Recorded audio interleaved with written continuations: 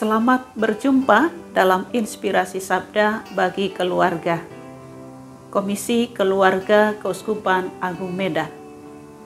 Hari ini Rabu tanggal 8 Juni 2022. Bacaan kita diambil dari Injil Matius bab 5 ayat 17 sampai dengan ayat 19. Janganlah kamu menyangka bahwa aku datang untuk meniadakan hukum Taurat atau kitab para nabi. Aku datang bukan untuk meniadakannya, melainkan untuk menggenapinya. Karena aku berkata kepadamu, sesungguhnya selama belum lenyap langit dan bumi ini, satu iota atau satu titik pun tidak akan ditiadakan dari hukum Taurat sebelum semuanya terjadi.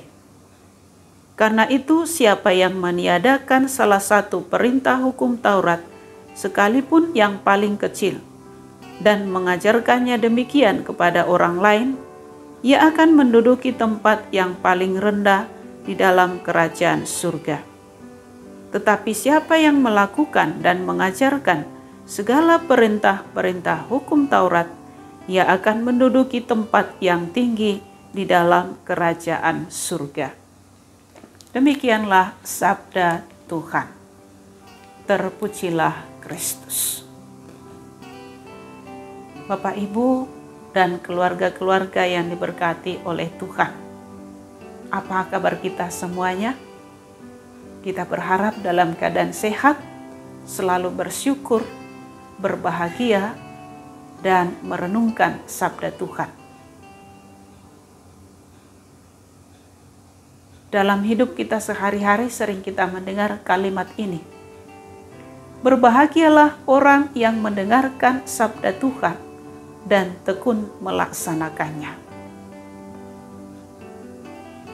Orang yang mendengar dan melaksanakan akan berbahagia.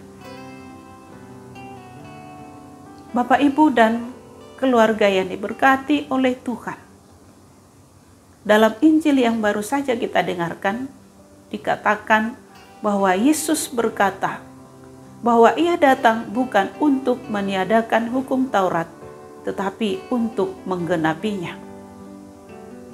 Maka dikatakan oleh Yesus, siapa yang meniadakan hukum Taurat sekalipun yang paling kecil dan mengajarkannya pada orang lain, dia akan menduduki tempat yang paling rendah dalam kerajaan surga. Sebaliknya, siapa yang melakukan dan mengajarkan segala perintah-perintah hukum Taurat, ia akan menduduki tempat yang tinggi dalam kerajaan surga. Sabda Allah yang disampaikan pada kita bukan hanya sekedar didengarkan, tetapi dilaksanakan.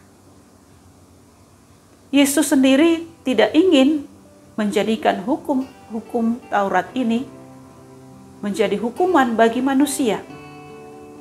Namun, Yesus menginginkan agar hukum Taurat ini dikembangkan untuk menjadi mengangkat martabat manusia, membahagiakan manusia.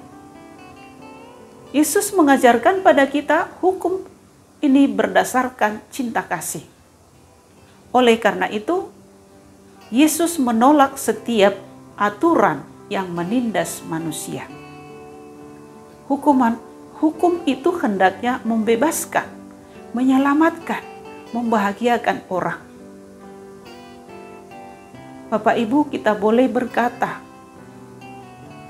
Yesus, aku bangga bersamamu. Aku mau mengikutimu. Aku bangga bersamamu, Yesus.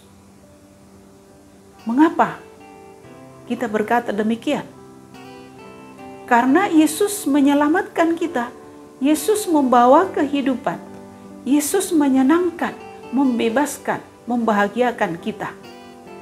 Bukan membawa penderitaan, membawa kesulitan, tapi sebaliknya.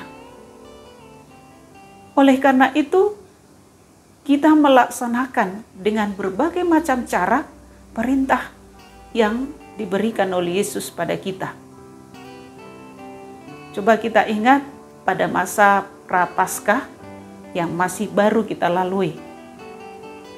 Aturan gereja mengatakan kita berpuasa, bermati raga, berdoa, dan berderma.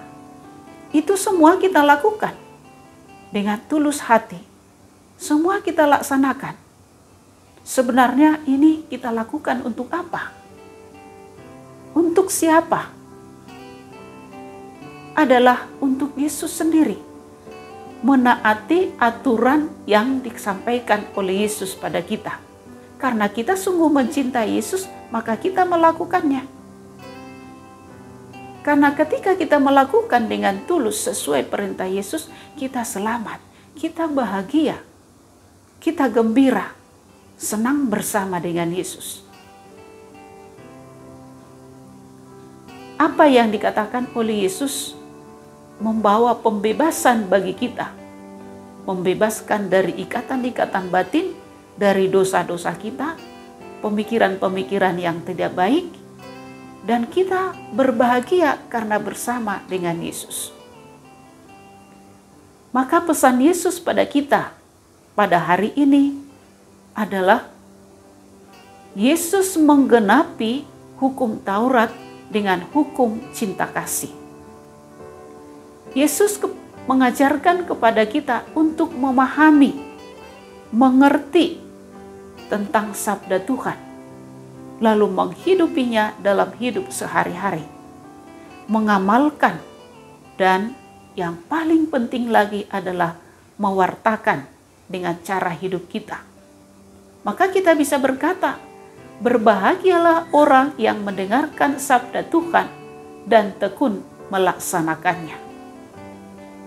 Mari Bapak Ibu, keluarga-keluarga yang diberkati oleh Tuhan, di dalam keluarga kita masing-masing, kita mengamalkan, kita mewartakan sabda Tuhan itu dengan cara hidup kita masing-masing.